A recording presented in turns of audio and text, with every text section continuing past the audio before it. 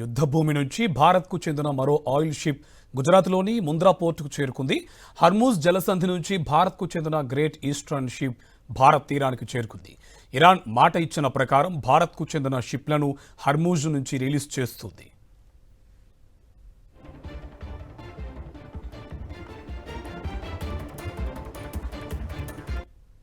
మనం చూస్తున్నాం, హర్మూజ్ జలసంధి నుంచి భారత్కు ఒక షిప్ చేరుకుంది ముంద్రా పోర్టుకు. యుద్ధభూమి నుంచి భారత్కు చెందిన మరో ఆయిల్ షిప్ గుజరాత్లోని ముంద్రా పోర్టుకు చేరుకుంది. హర్మూజ్ జలసంధి నుంచి భారత్కు చెందిన గ్రేట్ ఈస్టర్న్ షిప్ భారత్ తీరానికి చేరుకుంది. ఇరాన్ మాట ఇచ్చిన ప్రకారం భారత్కు చెందిన షిప్లను హర్మూజ్ నుంచి రిలీజ్ చేస్తుంది.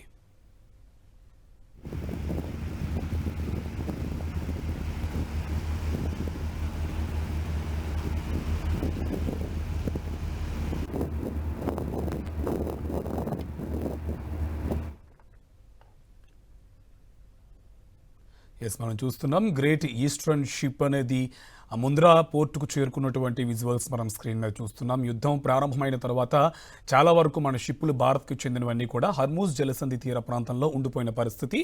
సో దీంతో ఇరాన్ మనకి మాటిచ్చిన దాని ప్రకారం భారత్కు చెందినటువంటి కొన్ని షిప్పులను పంపించిన పరిస్థితి మనం విజువల్స్లో చూస్తున్నాం. ముంద్రా పోర్టుకు ఆల్రెడీ గ్రేట్ ఈస్టర్న్ షిప్ అనేది చేరుకుంది. యుద్ధభూమి నుంచి భారత్కు చెందిన మరో ఆయిల్ షిప్ గుజరాత్లోని ముంద్రా పోర్టుకు చేరుకుంది.